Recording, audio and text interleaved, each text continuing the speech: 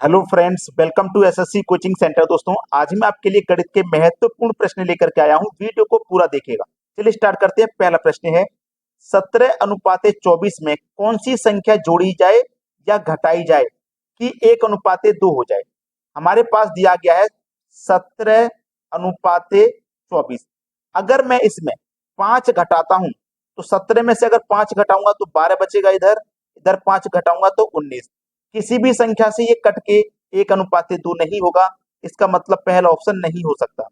मैं मान लेता हूं कि 10 जोड़ी जाए तो 17 में 10 जोड़ूंगा तो 27, 24 में 10 जोड़ूंगा तो 34।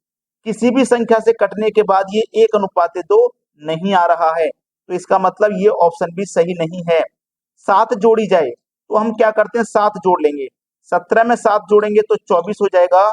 24 में 7 जोड़ेंगे 31 हो जाएगा। किसी भी संख्या से कटने के बाद में ये 1:2 नहीं आएगा, तो ये ऑप्शन भी गलत है। जब 3 ऑप्शन गलत हैं तो इसका मतलब चौथा ऑप्शन तो अपने आप सही हो जाएगा, लेकिन हमें चेक तो करना है।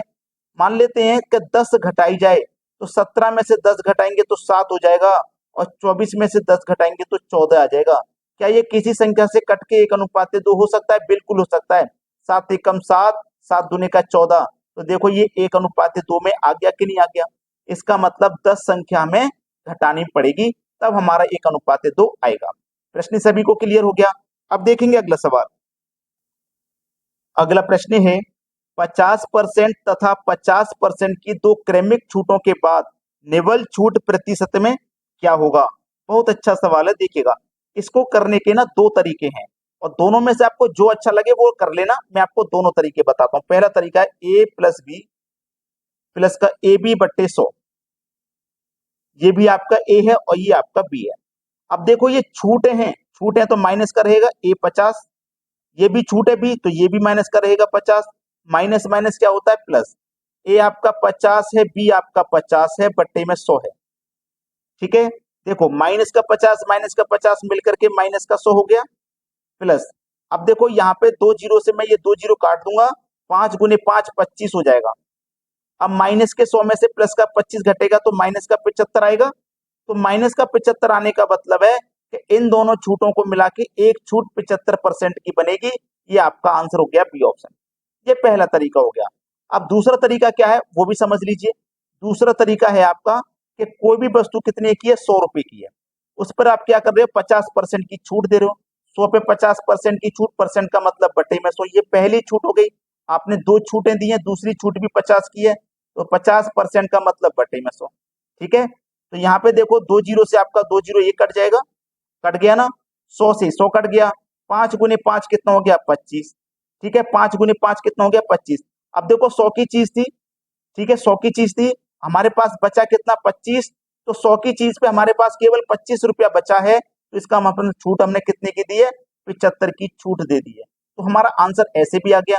जो तरीका आपको अच्छा लगे आप उससे कर लेना। अब देखते हैं अगला सवाल। अगला प्रश्न है, एक वस्तु का विक्रय मूल्य 20% कम करने पर उसकी बिक्री में 80% की वृद्धि हो गई। उसकी कुल बिक्री वास्तव में कितनी प्रभावित हुई। एक तरीका मैंने अभी आपको बताया था, ए प्लस बी प्लस का AB/100। अभी अभी बताया था ना, इसी तरीके से कर लेंगे। ये आपका ए है और ये आपका बी है। ये आपके पास कमी कर रहे हैं, कमी कर रहे हैं तो माइनस का 20 रहेगा, माइनस का। ये वृद्धि हो रही है तो ये प्लस का रहेगा, बी आपका 80 है प्लस का। माइनस प्लस क्या होता है, माइनस। ए आपके पास 20 है, बी का मान 80 है, बटे में 100 है। ठीक है, इतना ही तो है। सीधा सीधा 2 जीरो से यहाँ पे 2 जीरो कटा लो। 8 का गुना 2 से कर दो, 16 हो जाएगा, माइनस का 16 हो जाएगा। ठीक है, माइनस का 16 हो जाएगा यहाँ तक। अब देखो, ये माइनस का 20 और ये प्लस का 80 और ये माइनस का 16। तो सबसे पहले आप माइनस का 20 और माइनस का 16 जोड़ लो, तो ये तो प्लस का 80 है। माइनस का 20 माइनस का 16 मिला के माइनस का 36 हो जाएगा। तो प्लस के 80 में से माइनस का 36 कर देंगे आप, तो बचेगा कितना, प्लस का 44%। तो इसका मतलब 44% की क्या होगी, वृद्धि। प्लस में आने का मतलब है वृद्धि हो रही है। तो पहला ऑप्शन हो जाएगा सही जवाब। अब देखते हैं अगला क्वेश्चन। अगला सवाल है, किसी संख्या को 36 से भाग देने पर शेषफल 19 आता है। उसी संख्या को 12 से भाग देने पर शेषफल क्या आएगा। देखो, तीन संख्याएं होती हैं इस प्रश्न में। 36 से भाग देने पर 19 शेष बचता है और उसी संख्या में 12 से भाग देने पर क्या बचेगा। ऐसा प्रश्न जब आता है तो उसमें तीन संख्या होती है। तो करना क्या है, उसने पूछा 12 से भाग देने पर, तो 12 से हमें भाग देना होता है बीच वाली संख्या पर, याद करना। इसका मतलब 19 में भाग देना है 12 से। तो कटाएंगे इसको, 12 एक कम 12 कट जाएगा। अब 19 में से 12 कट गया तो शेष कितना बचेगा, 7 आपका शेष बचेगा, 7 शेष बचेगा। ठीक है, अच्छा तरीका है, बिल्कुल भी मुश्किल तरीका नहीं है ये, आप आराम से कर पाओगे इसको। ठीक है, अब देखते हैं अगला सवाल। अगला प्रश्न है, ये औसत का बहुत इंपॉर्टेंट प्रश्न है। 20 संख्याओं का औसत 30 तथा अन्य 30 संख्याओं का औसत 50 है। देखो बोला गया है कि 20 संख्याओं का औसत 30 है, तो योग कितना हो जाएगा। संख्या का मल्टीप्लाई औसत से करने पे योग पता लगता है, तो 20 का गुना 30 से करूंगा, ये 600 हो जाएगा। ठीक है, ये योग हो गया। अब बोला है अन्य 30 संख्याओं का, और 30 संख्या है, इनका औसत हमारे पास 50 दिया गया है। 30 का गुना 50 से करो तो योग कितना हो जाएगा, 1500 हो जाएगा योग। ठीक है, तो बोला है सभी संख्याओं का औसत क्या है, सभी संख्याएं, 20 संख्या पहले थी बाद में 30, तो सभी संख्याएं मिलकर हो जाएंगी 50, और ये 50 संख्याओं का योग कितना हो जाएगा, 1500, 600, 2100। भाई 20 संख्याओं का योग 600, 30 का 1500, दोनों मिल जाएंगे तो 2100 नहीं हो जाएगा। तो 50 संख्याओं का योग है 2100, लेकिन हमसे पूछा उसने औसत, तो औसत कैसे पता करते हैं, जो योग होता है ना उसमें संख्याओं से भाग दे देते हैं। ठीक है, जब हमें योग निकालना है तो संख्या का औसत का मल्टीप्लाई, और जब औसत निकालना है तो संख्या से योग में डिवाइड। तो दिखा दो, 0 से 0 गया, 5 से कटा दो, 5 चौको 20 जाएगा, एक बचेगा 10, 5 दूने का 10, 42 बार में कटेगा और 42 मिलेगा पहले ऑप्शन में। ये हो जाएगा आपके सवाल का बिल्कुल सही जवाब। अब देखेंगे अगला प्रश्न। अगला प्रश्न है, ए तथा बी की औसत आयु 30 वर्ष, ए प्लस बी, इन दोनों की औसत आयु कितनी है, 30 वर्ष है। ए और बी दो व्यक्ति हैं, दो का गुना आप 30 से कर दो तो योग हो जाएगा 7। बी तथा सी, बी और सी, इनकी औसत आयु है 26 वर्ष। बी और सी ये भी दो व्यक्ति हैं, दो का गुना 26 से कर दो, इनका योग हो जाएगा 52। ठीक है, आप ध्यान से देखना प्रश्न को, ध्यान से। ए आपका 2 बार है, बी आपका 2 बार है, सी आपका 1 बार है, समझ ही आएगी ना। अब देख लो, अब आपसे पूछा है ए तथा सी की आयु में क्या अंतर है, दोनों का अंतर पूछा है, ए और सी की आयु का अंतर पूछा है। देखना सबसे पहले ए प्लस बी है, ए प्लस बी, और ये क्या है, बी प्लस सी, दोनों का आपको क्या करना है, अंतर। यहाँ पे भी 60 और 52 का अंतर कर दो तो 8 आ जाएगा। ठीक है, अब देखो ये आपके पास क्या है, ए बी, ठीक है, माइनस ये क्या है, बी, ये माइनस का प्लस से गुना होगा तो ये भी माइनस का सी हो जाएगा, और ये आपके पास क्या है, 8। यही तो है प्रश्न में अभी तक। चलिए, प्लस का बी और माइनस का बी कट जाएगा, बचा क्या आपके पास, ए माइनस सी बचा, ए माइनस सी बचा।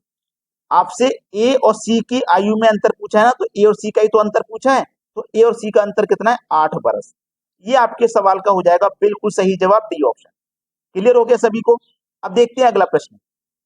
अगला प्रश्न है, 9 संख्याओं का औसत 30 है, यदि प्रथम 5 संख्याओं का औसत 25 और अंतिम 3 संख्याओं का औसत 35, तो छठी संख्या क्या है। देखो टोटल 9 संख्या है, इनका 9 संख्याओं का औसत 30 है, तो योग कितना हो जाएगा, 270 हो जाएगा योग, क्योंकि संख्या का औसत का मल्टीप्लाई कर देंगे, योग पता लगेगा। 9 में से पहली 5 संख्याओं का जो औसत है 25 है, तो योग कितना हो जाएगा, 125। 25 का 5 से गुना कर दो, 125। फिर बोला अंत की 3 संख्याओं का औसत 35 है, तो योग कितना हो जाएगा, 105। दोनों का मल्टीप्लाई कर देंगे 105। ये पहले की 5 संख्या है कि लास्ट की 3 है, दोनों को जोड़ देंगे 8 हो जाएगा। संख्या टोटल हमारे पास 9 है, यानी कि छठी संख्या रह गई है। उसी छठी संख्या का उसने मान पूछा है, क्या होगा। ठीक है, चलिए देखिए, हमारे पास इन 8 संख्याओं का योग कितना है, 125 और 105 को जोड़ दो, ये हो जाएगा 230। 100, हाँ 230 हो गया। ठीक है, इन 8 संख्याओं का योग हमारे पास कितना है, 230 है। 8 का 230 है, 9 का था 270, 8 का है 230। तो 9 संख्या के योग में से 8 संख्याओं घटा दो, 270 में से 230 को मैं घटा दूंगा, तो बचेगा कितना मेरे पास, 40। ठीक है, जो 40 बचा है वो एक संख्या का ही तो बचा है, जो छठी संख्या रहेगी उसी का तो मान है ये 40। यानी कि सी ऑप्शन हो जाएगा प्रश्न का बिल्कुल सही जवाब। प्रश्न सभी को समझ में आ गया? अगर चैनल को अभी तक सब्सक्राइब नहीं की हो तो सब्सक्राइब का बटन दबा लीजिए, ताकि सभी वीडियो का नोटिफिकेशन आप तक पहुंचेगा और आपकी तैयारी बहुत अच्छे से हो पाएगी। ठीक है दोस्तों, वीडियो देखने के लिए बहुत बहुत धन्यवाद।